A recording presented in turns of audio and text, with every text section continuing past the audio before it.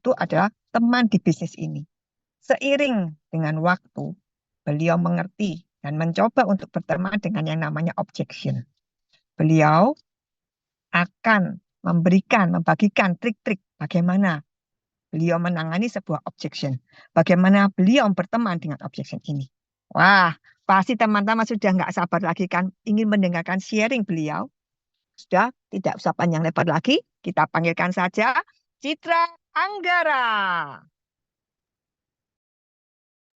Halo, selamat pagi semuanya. Bentar ya. Oh, sorry, sebentar. Aku kok nggak bisa share screen nih.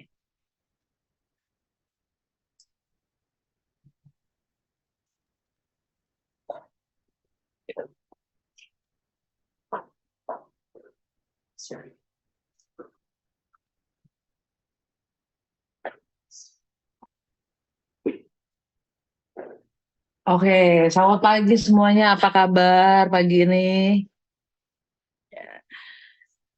Suara saya jelas terdengar nggak ya? Mungkin ada beberapa yang bisa respon. Oke, jelas. Thank you. Oke. Teman-teman, pagi hari ini saya mau ngucapin terima kasih ya buat MC kita yang udah kasih tee up-nya luar biasa buat saya, juga buat sistem sekali lagi untuk ngasih kepercayaan ke saya untuk bisa sharing lagi ya di depan teman-teman ya. Sebenarnya saya bukan mau mengajarkan, tapi di sini juga saya banyak belajar.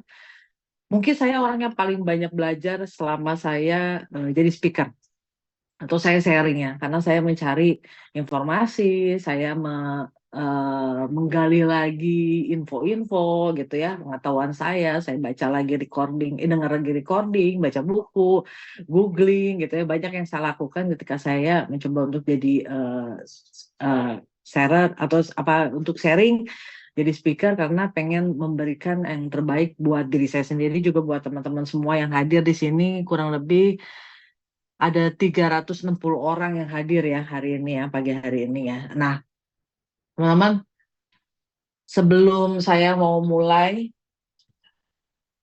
slide-nya kelihatan nggak ya? Kayaknya agak telat. Sebentar ya. Hmm.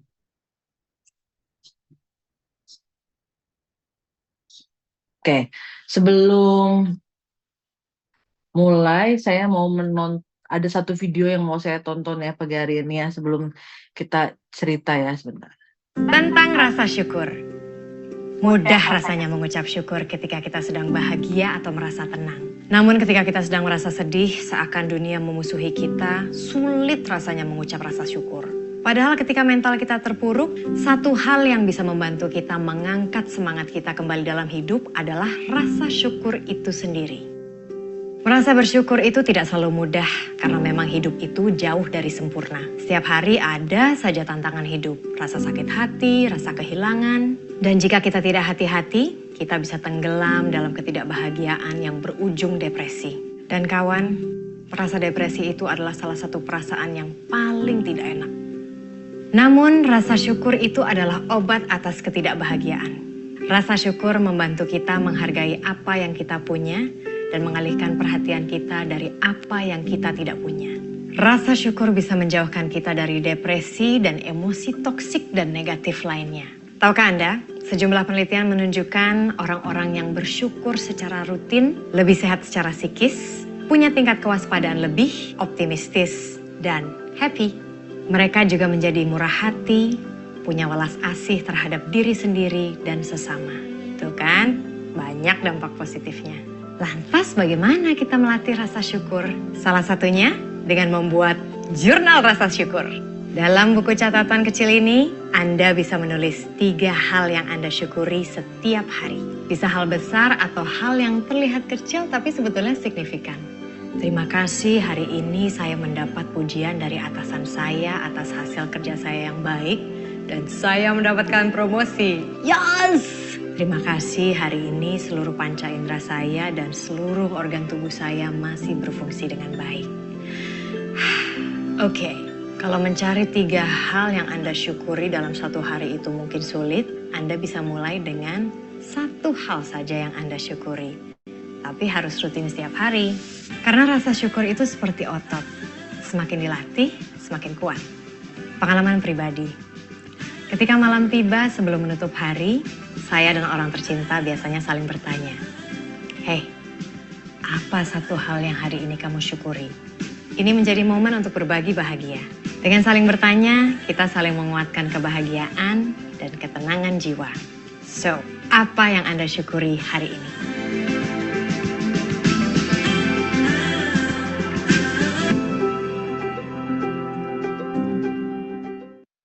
Nah, jadi apa sih yang teman-teman udah syukuri hari ini? Pagi hari ini saya bersyukur tadi ya, dari MC kita bilang yang namanya penolakan itu ada jadi teman buat saya. Karena saya bersyukur saya ditolak. Kalau saya ditolak, tandanya saya melakukan pekerjaan ini.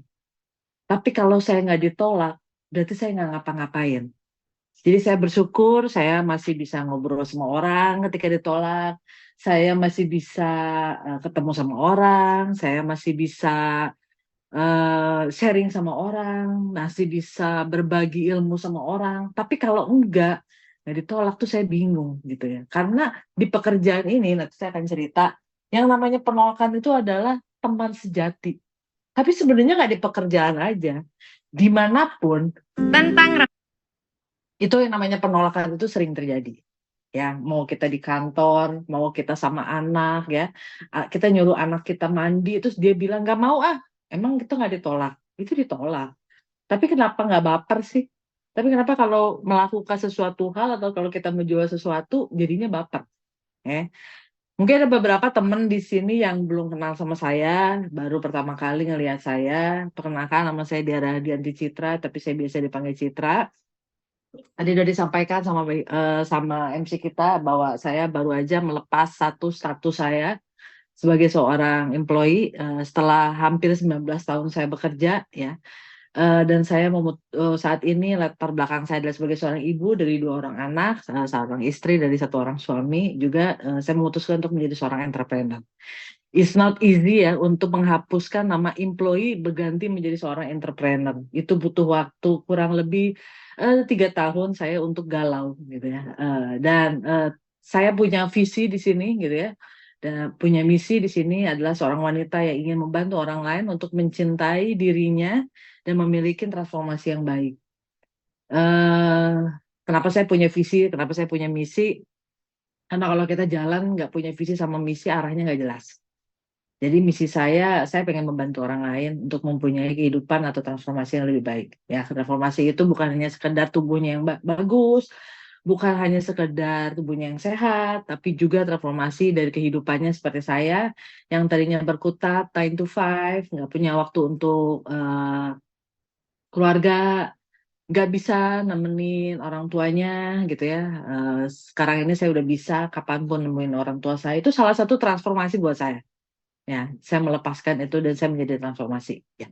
Jadi buat teman-teman, nah ini salah satu bersyukur juga gitu. Kadang-kadang kita nggak pernah ngerti apa sih yang bisa kita syukurin, tapi ternyata hal kecil ketika saya nemenin orang tua saya, kontrol ke dokter.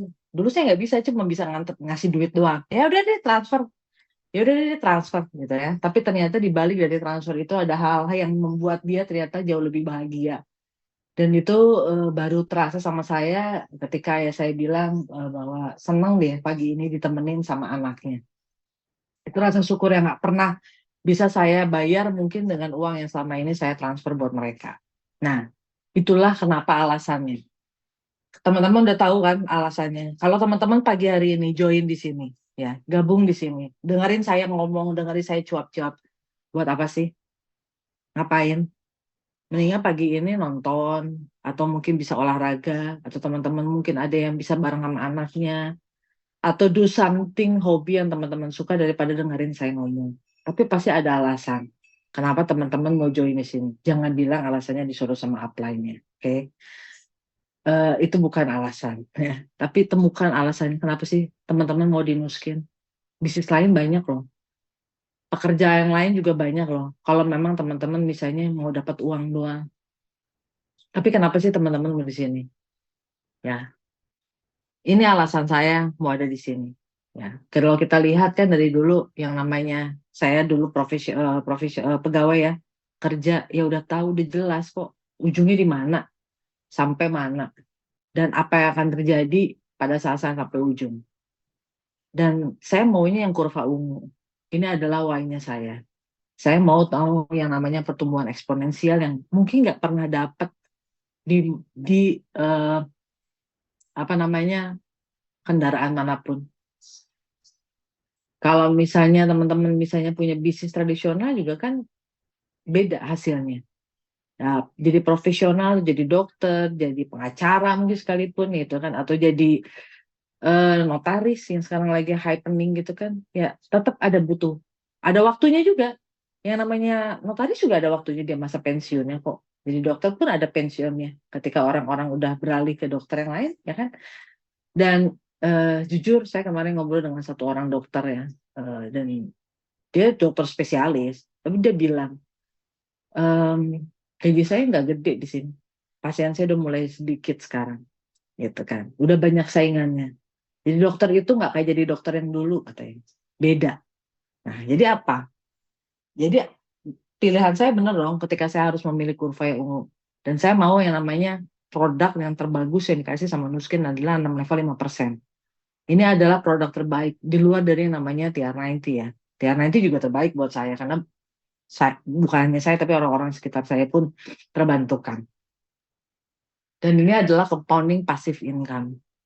Mungkin kalau kita dapat 200 juta, 300 juta, active income bisa lah kita kerja jadi presdir atau jadi direktur mana, direktur bank BUMN, direktur mana Pertamina, mungkin bisa dapat segitu. Tapi itu aktif.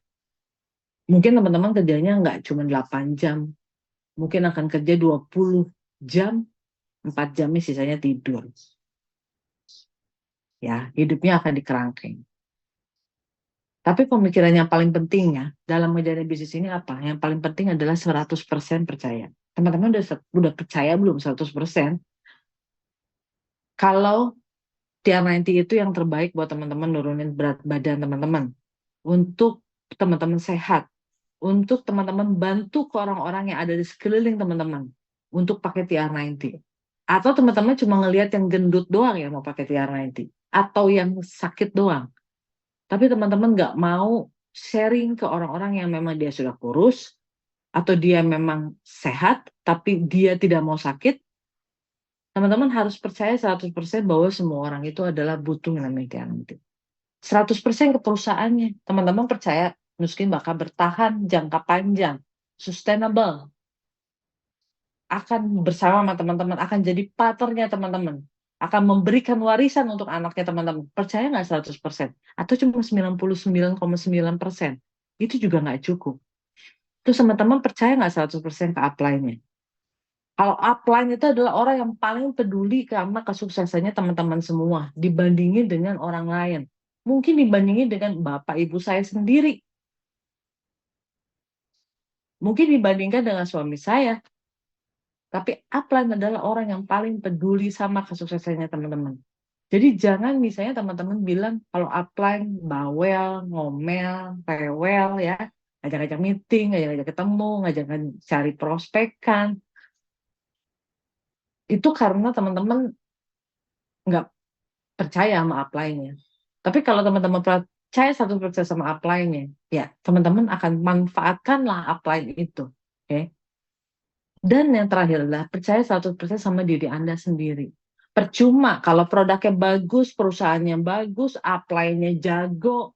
Tapi kalau teman-teman nggak percaya sama dirinya sendiri, buat apa? Karena untuk di bisnis Nuskin ya, itu nggak ada kualifikasi apa-apa. You don't have to be S2, nggak perlu jadi doktor, tidak perlu jadi profesor, tidak perlu jago sales. Kalau teman-teman lihat ya, beberapa kali meeting makanya ya, datang kalau ada meeting ya. Banyak orang-orang yang sukses itu dari latar belakang yang dia itu yang saya aja masih amazed loh. Saya pikir ya selama ini kalau orang yang jago jualan atau orang yang jago komunikasi sama orang adalah orang yang lulusan jurusan komunikasi kayak saya. Urusan PR kayak saya orang PR. Ya, jadi kalau teman-teman bilang jago ngomong ya wajar karena saya sekolahnya juga begitu. Dan pekerjaan saya 19 tahun berurusan dengan orang, gitu kan. Tapi ternyata banyak loh. Ya, mungkin di sini ada yang bisa bilang saya gitu ya. yang dari auditor, orang IT, orang akunting, semuanya adalah orang-orang yang belakang meja. Ngobrol sama orang aja mungkin jarang karena harus bekerja. Tapi mereka bisa sukses di sini. Ada yang latar belakangnya dari, jadi orang bilang, oh yang kerja Nuskin itu, banyak orang yang ngomong kalau ngerjain Nuskin itu menengah ke atas, yang sudah punya uang dulu. Enggak. Saya kemarin pergi ke ST Convention, ada yang dari tukang pisang goreng, ada yang dari tukang nail manicure. Jadi nggak harus dari menengah ke atas. Yang keuangan ekonominya menengah ke bawah pun ada. Jadi buat teman-teman, percaya nggak sama diri sendiri bahwa teman-teman itu bisa sukses. Sehingga 3 atas ini itu bisa membantu teman-teman semua. Ya, syarat yang paling utama adalah keinginan teman-teman buat sukses. Mau sukses atau harus? Beda ya, kalau mau ya mau, semua orang juga mau. Mungkin kucing di rumah saya kalau ngomong mau sukses pun dia akan jawab mau. Tapi harus nggak sukses? Atau cukup dengan ya udahlah saya makan segininya juga saya cukup. Oke? Nah, sekarang mungkin saya akan membahas sedikit aja tentang yang namanya selling. Yang namanya jualan, jual diri kita, jual barang, apapun itu yang kita jualan. Ketika kita banyak kita akan lebih banyak mendapatkan kalimat no daripada kalimat yes. 100 orang yang kita temuin 1 bulan, mungkin 80 akan ngomong no.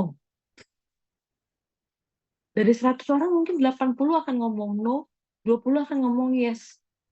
Tapi kalau teman-teman cuma ketemu sama orang 10 dalam waktu 1 bulan, yang ngomong no, itu mungkin cuma ada 8.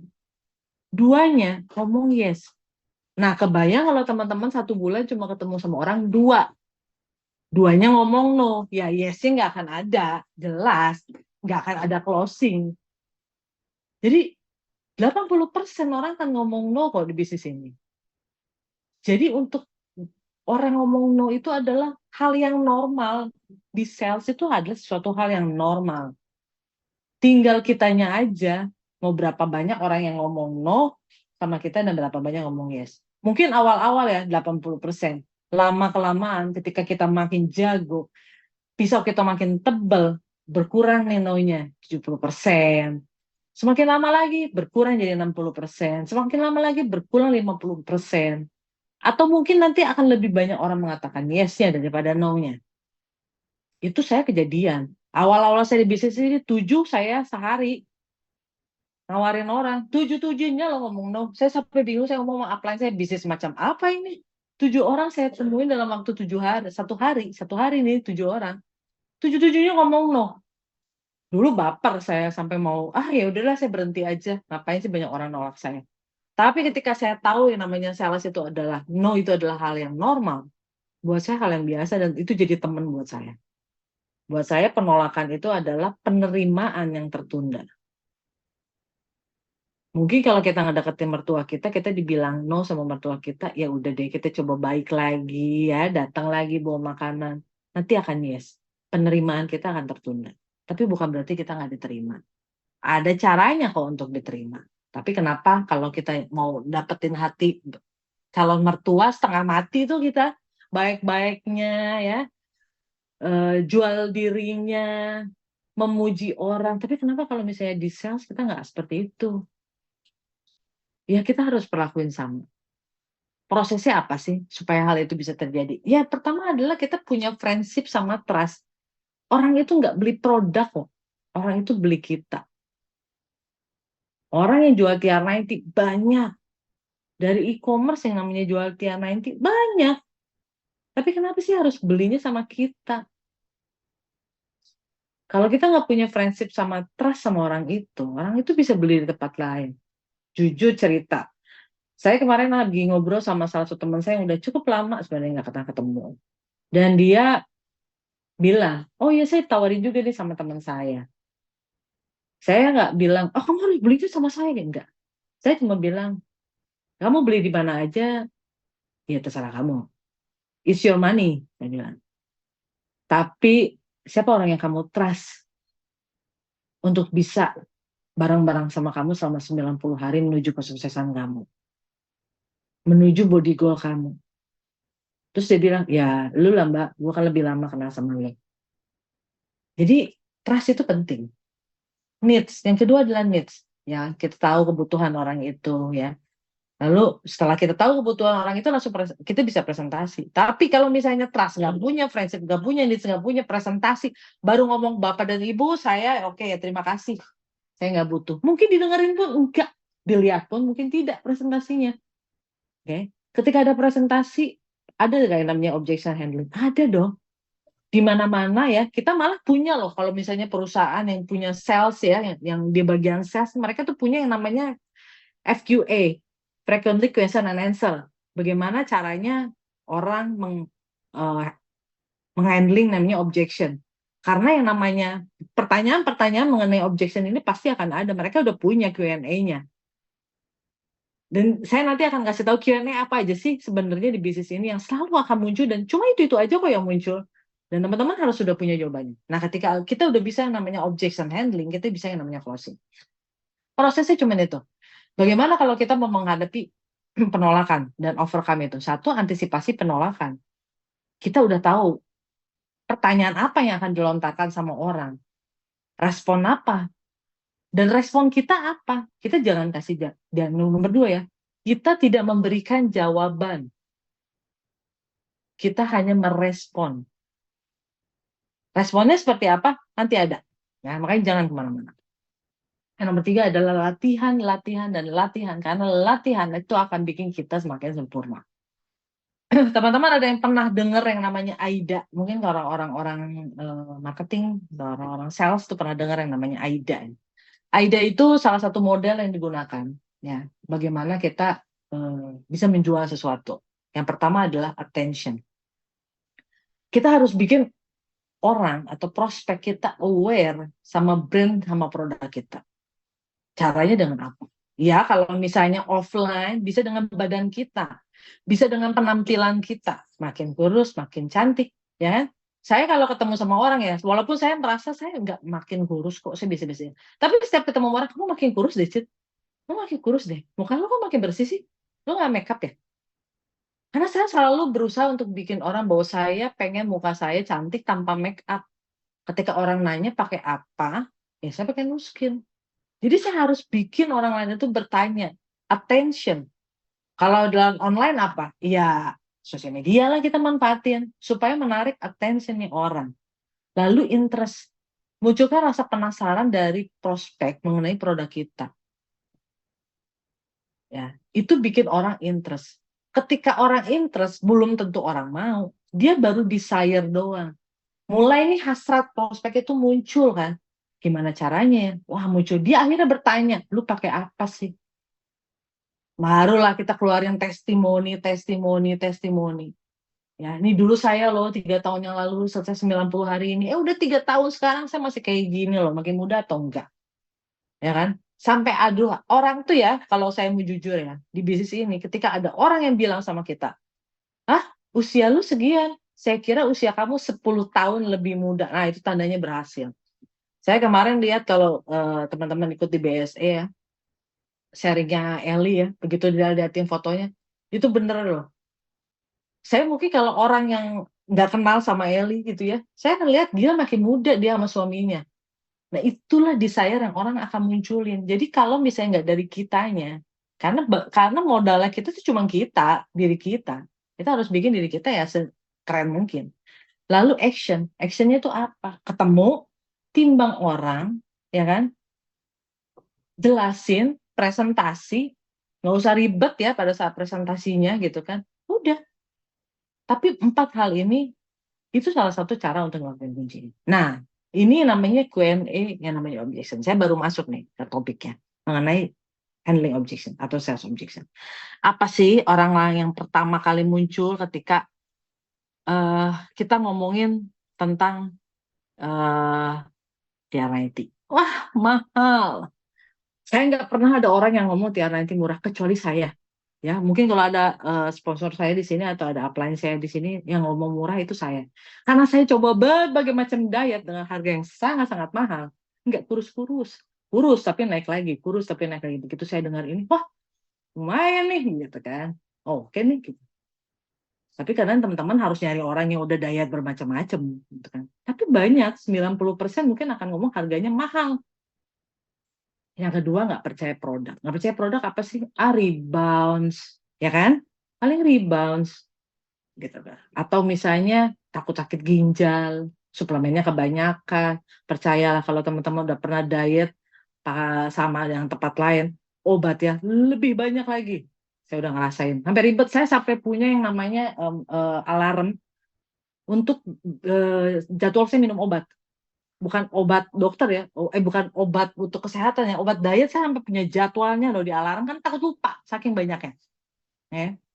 Yang ketiga nggak konsisten, rebounds atau enggak. Aduh, produknya produk MLM. Aduh, nanya dulu ya sama suami atau sama istri. Yang ketujuh, saya mau coba dulu deh program yang lain. Atau mau coba dulu olahraga. Siapa yang pernah ngalamin ketujuh-tujuhnya? Coba. Yang pernah tekan saya mau tahu. Yang tujuh-tujuhnya pernah ngalamin ini semua siapa?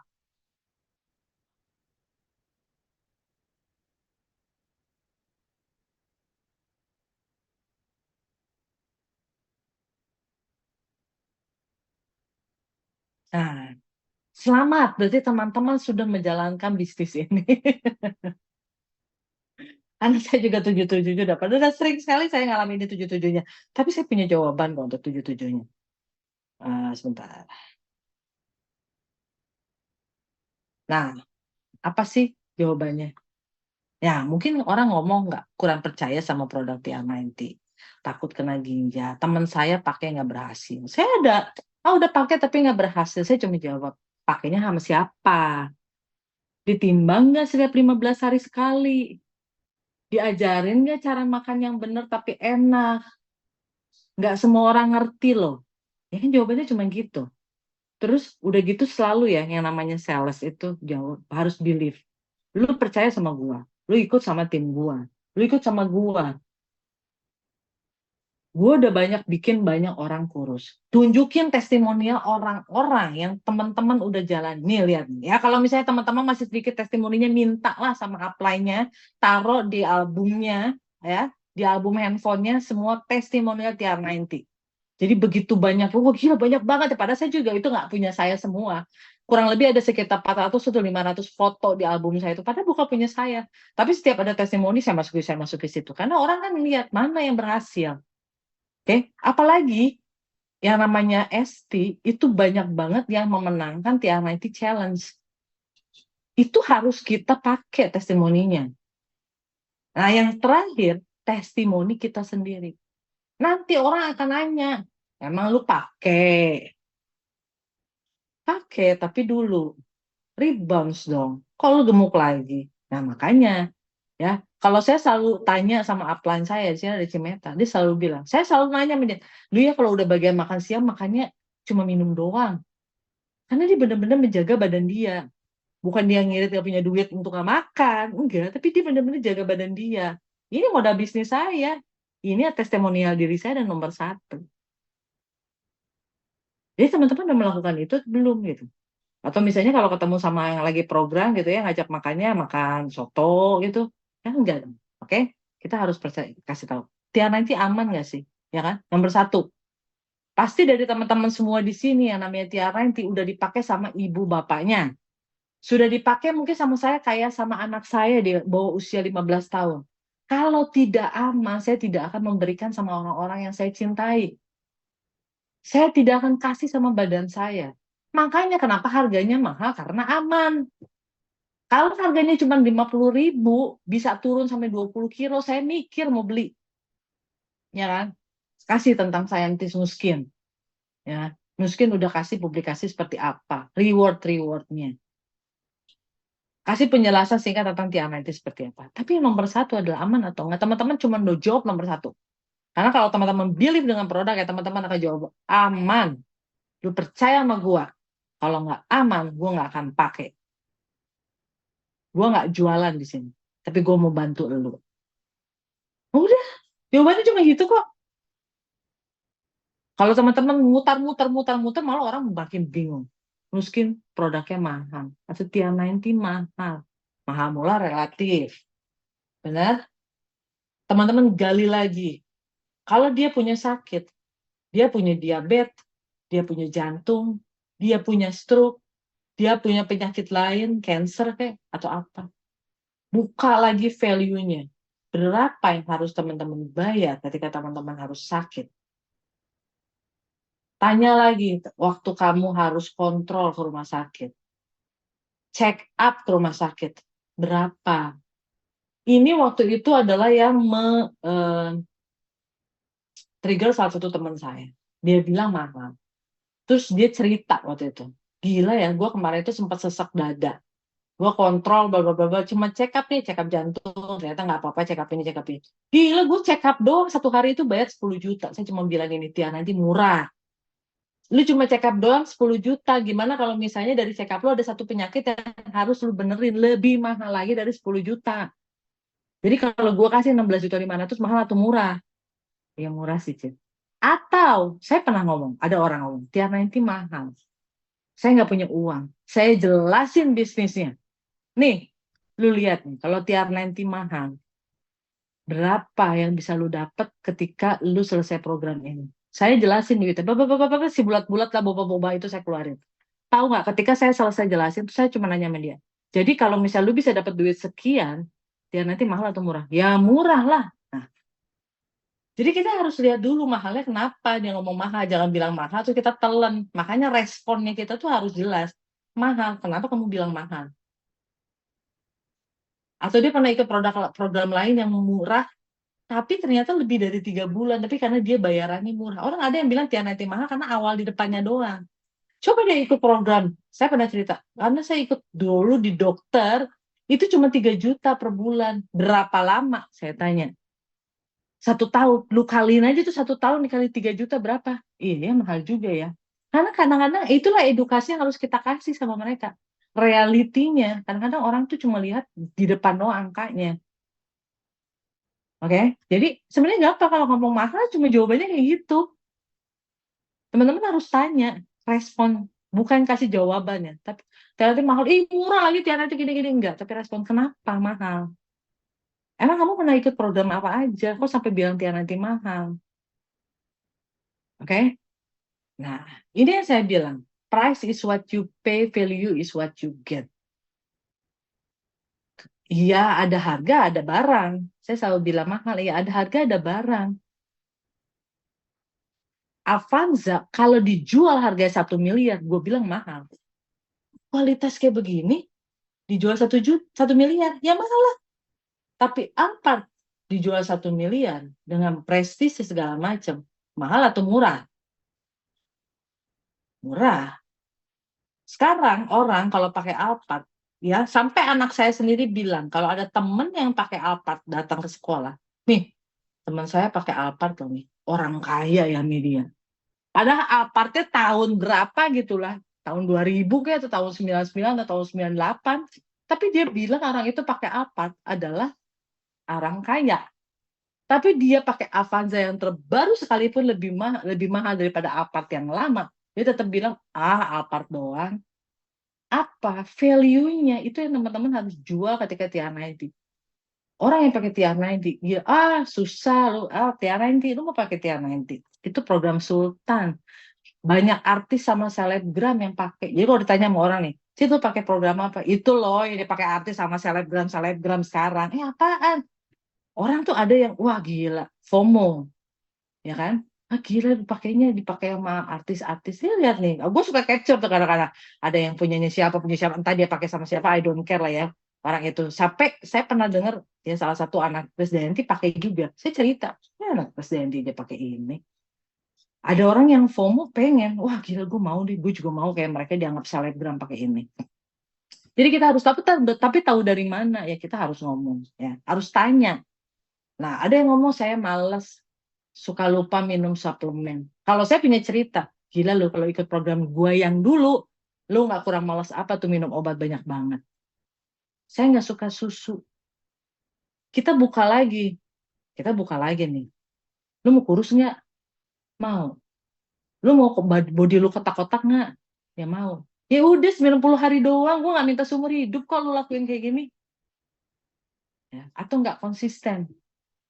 Aku selalu punya jawaban gini, kalau ada orang yang saya nggak konsisten diet, saya nggak konsisten olahraga, bilanglah sama temennya, kalau lu konsisten diet, bisa makan rebus-rebusan doang, 6 bulan aja lu bisa makan rebus-rebusan, lu bisa makan bersih 6 bulan, lu bisa kurangin kalori selama 6 bulan, lu nggak perlu pakai TR90, diet aja sendiri kurus kok. Tapi kalau lu nggak suka olahraga, lu nggak punya waktu olahraga, lu harus pakai TR90. Kalau lu nggak konsisten, lu senang makan, lu harus pakai TR90. Dia yang ngebantu kamu supaya keinginan makannya berkurang, supaya olahraganya nggak perlu sering-sering. Karena orang itu selalu mikir yang namanya diet itu makannya nggak enak. Yang namanya diet itu adalah makannya sedikit. Ya, diet tradisional kayak gitu, kamu bilang. Tapi mohon maaf, dietnya di sini nggak kayak gitu. Kayak gimana, Cit? Tunjukin dong. Kan kalau kita ikut Fat to Fit ada tuh ya, foto-foto makanan, makanya di capture. Nih, makanannya kayak gini. Enak banget kok. Emang bisa makan sebanyak ini? Iya, makanannya itu sehari 3 kali. Malah kalau kamu bisa mengurangi kalori kamu dimakan siang sama pagi, kamu bisa ada snack. Jadi begitu diceritain bahwa makanannya enak, orang pasti mau. Tapi baliknya kita harus mengedukasi mereka, itu tugasnya kita. Karena mereka tuh selalu mikirnya diet itu kayak diet tradisional. Ya, jadi kalau orang nggak konsisten, ya lu bilang kalau lu nggak konsisten, nggak bisa nahan lapar, nggak sekolah olahraga, ya salah satu solusinya cuma TR90, nggak ada solusi lain. Tapi kalau lu konsisten, bisa diet sendiri, olahraga bisa sehari 2 kali, pagi sama sore, ya lu masuk pakai TR90 diet juga bisa. Ya kan? Mau coba produk lain, tanya produk apa. Ya, saya pernah ada yang nanya, pakai TR90 lama 90 hari. Saya mau ke dokter aja, disuntik, cepet turunnya. Ada kemarin yang turunnya 15, 2 hari itu 3 hari 15 kilo. Saya tanya, pakai apa? Ada disuntik. Isinya apa suntikannya? Ya nggak ngerti, pokoknya mah katanya, kata dokter disuntik aja. Lu percaya? Lu mau sehat atau mau kurus? Kalau lu kurus doang, tapi nggak sehat, ya bisa pakai itu. Tapi gimana jangka panjangnya? Lu kurus sekarang, 1 tahun kemudian lu masuk rumah sakit, lebih mahal lagi. Tapi ketika ditanya nih, coba tanya produk lain atau program lain, itu lebih mahal daripada TR90. Saya kemarin nanya, dia sebulan orang itu pergi ke dokter, adalah dokter yang lagi terkenal juga sekarang tuh ya. Itu 30 juta loh, mohon maaf, mahal banget. Dan makannya itu nggak enak. Saya bilang, 30 juta lu disuntik makan kayak gini, nggak perlu 30 juta dan nggak perlu disuntik makan kayak gini mah kurus. Tapi kan kita harus ingetin lagi, mau coba produk lain bandingnya sama TR90. Makanya teman-teman harus tajam tentang TR90-nya. Kalau teman-teman nggak tajam, nggak sharp ngomong tahu tentang TR90, kelebihannya TR90 dibandingin produk lain, ya teman-teman susah. Ini namanya kalau di sales namanya competitive advantage. Teman-teman harus tahu kelebihan teman-teman dibandingin dengan kompetitor yang lain. Kompetitor lain apa sih? Banyak. Makanya sering ngobrol sama upline-nya. Ya, itulah fungsinya upline itu untuk nanya. Ya ada teman gue nih, dia lagi mau pakai produk ini nih. Oh, kayak misalnya nih, kayak saya yang udah semua produk atau program diet diikutin. Teman-teman tanya sama saya, udah hatam saya program lain.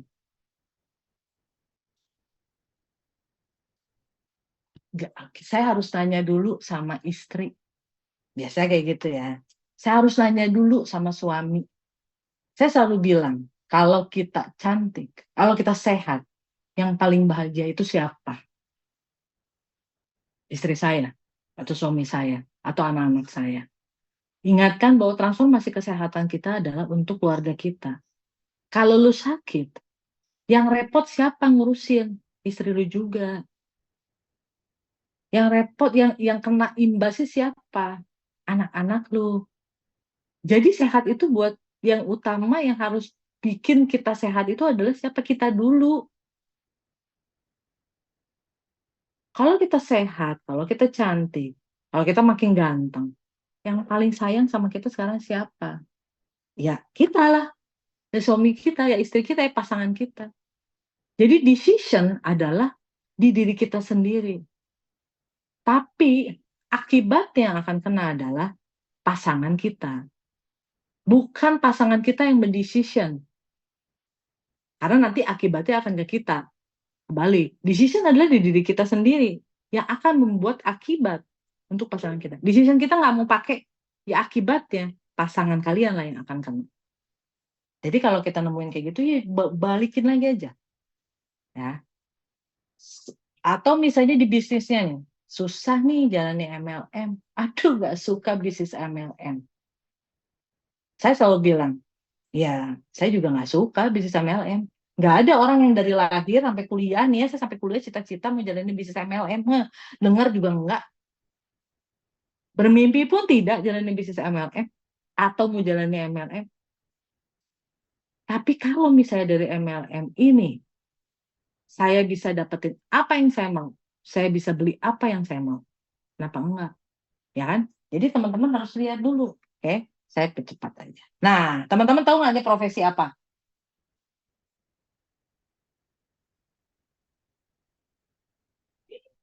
Ini profesi apa coba? Ada yang tahu nggak? Ya, ini adalah profesi dokter. Kenapa teman-teman harus lihat ini sebagai dokter? Ya, dokter itu orang yang paling jago jualan. Kalau teman-teman datang ke dokter, ini adalah hal yang kita open ya. Ketika teman-teman datang ke dokter, datang, teman-teman posisi dokter itu ada di atas atau di bawahnya kita. Kalau tangan di bawah atau tangan di atas. Dokter itu tangannya di atas, tapi dia nerima uang, benar nggak? Dia dibayar, tapi dia posisinya di atas. Pernah nggak dokter ngibah-ngibah? Aduh bu, pakai obat ini ya bu, obat ini bagus banget deh bu, ya kan? Obat ini tuh keren banget bu, ibu bisa sembuh pakai ini, kolesterol. Enggak. Pernah nggak teman-teman ke dokter, terus dikasih obat sama dokter? Oke, saya kasih resepnya ini, segala macam. Teman-teman nanya, dok, mohon maaf, saya mau nanya, itu isinya apa ya? Aman nggak buat ginjal saya? Enggak pernah. Saya seumur hidup saya berangkat ke dokter tidak pernah menanyakan hal itu. Percaya aja. Udah kasih racun juga, gue kayaknya percaya-percaya aja. Dokter cuma nanya punya alergi apa sama obat. Dia cuma nanya gitu. Tapi dia berpikir, pertama kita masuk ya, kalau teman-teman berangkat ke dokter nih ya, tanya. Dokter selalu bilang, apa kabar bu? Gimana keadaannya? Ada yang bisa saya bantu bu? Kita ngomong, bapak, cerita, iya dok saya sakit ini. Gali lagi lebih dalam. Dari kapan ibu sakitnya? Sejak kapan ibu ngerasa sakit kayak gini? Udah minum obat apa aja bu? Gitu kan. Nah, gali lagi sama dia. Oh, ini obat ini. Oke, nggak apa-apa. Saya cek ya bu ya. Silakan ibu tidur atau silakan ibu duduk. Saya cek dulu. Ibu nafas ya, ibu ini ya. Aduh ya, ibu ini kan ya. Dia terus ngajak ngobrol. Bu, kayak ini saya perlu ibu cek untuk lab ya bu ya, kayaknya ya. Terus kita nolak nggak? Nggak perlu dok. Ya boleh dok, saya cek aja labnya. Karena saya curiga nih bu, ibu tuh ada sakit ini. Nah, ibu kayaknya perlu untuk cek ini. Sekalian ronsennya ya bu ya. 20% dari dia masuk juga loh untuk cek lab sama ronsen mungkin ya. Udah gitu dia nanya, iya dok, saya tuh sekarang tuh ngerasanya sakitnya begini. Oh gitu. Tapi ibu masih bisa jalan kan? Ibu masih ya segala macam. Ketika dia sakit, ya saya kasih solusi sama ibu. Ibu minum obat ini ya. Ini obatnya agak mahal sih bu, tapi saya yakin ibu pasti sembuh minum obat ini. Dibeli nggak sama kita? Dibelilah. Yang ngucapin terima kasih siapa? Yang duluan? Dokternya atau kitanya? Kita. Padahal kita yang bayar. Dokter itu sangat jago untuk jualan. Dan kita harus berpikir seperti seorang dokter ketika kita ketemu sama orang. Dengerin, gali lebih dalam, cek di omron, jelasin. Oke? Kita jelasin. Ini segala macam. Ibu, kok facial apa-nya tinggi ya? Ibu punya sakit apa? Ibu punya perasaan kayak gimana sakitnya? Dia cerita. Aduh ibu, terus gimana? Ya udah gini, saya punya solusi buat ibu. Ibu pakai TR90 deh. Ini bisa ngebantu sakitan, ya kan? Jadi kalau ada kita prospek, terus dokternya bilang saya nggak bisa jualan, bohong. Setiap hari dia jualan. Setiap hari dia jualan. Jadi dokter tuh jago banget. Ya, kalau kita ketemu dokter, aduh itu nggak bisa jualan, dia tiap hari dia jualan kok. Lakukan seperti dokter. Nah, yang ketiga, ini prinsip yang selalu jalanin. Feel, felt, found. Kalau kita ngobrol, saya sakit apa? Ya, saya ini lagi sakit ini. Oh ya, saya ngerti banget yang ibu rasakan. Oke? Saya bisa mengerti perasaan ibu. Terus udah gitu tanya lagi. Awalnya nih Bu, felt nih, saya merasakan. Empati kita muncul kan. Saya juga merasakan hal yang sama. Atau saya merasakan waktu saya beli ini juga Bu, awalnya saya mikir mahal Bu. Ternyata itu mahal, sama yang Ibu rasakan. Nah, tapi setelah saya gali lagi Bu, saya timbang, saya cari tahu, saya ngobrol, saya apa, saya menemukan bahwa TR90 ini salah satu solusi untuk menyembuhkan penyakit saya. Oke? Akhirnya alternative choice kita kasih. Jualanlah kita. Jadi feel, felt, found. Pendekatan ini harus kita temuin. Waktu orang nolak mahal, kita rasakan dulu. Makanya jangan kasih jawaban, respon dengan kita merasakan. Apa yang dirasakan sama kita, empati. Bahwa saya menemukan nih Bu, waktu saya merasakan itu problemnya, this is the solution. Makanya, kita jangan jual produk. Kita harus jual solusinya. Pecahkan masalahnya. Dari mana teman-teman bisa tahu masalahnya? Kalau teman-teman berpikir seperti seorang dokter tadi. Masalahnya ketahuan. Dokter emang kita datang langsung tahu sakit kita apa kan? Enggak. Oke. Balikin dari no menjadi yes. Teman-teman harus mikir bahwa bagaimana dari no ini menjadi yes. Tadi triknya udah saya kasih tahu nih. Tipsnya udah saya kasih tahu nih. Harus jadi yes. Jadi ketika no jangan pulang dulu.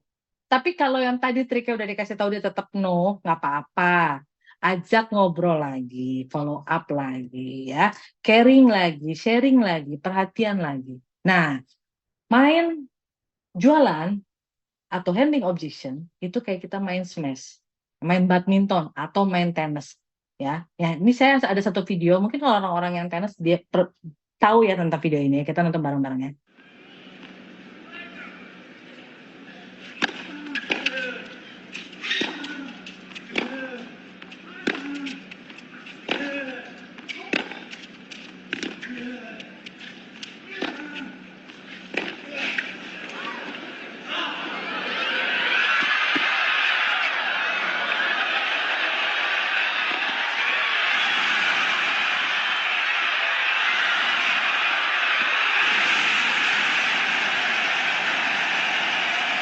Unreal, that's incredible. And Andy Roddick, if he had a sore foot, he hasn't got it right now.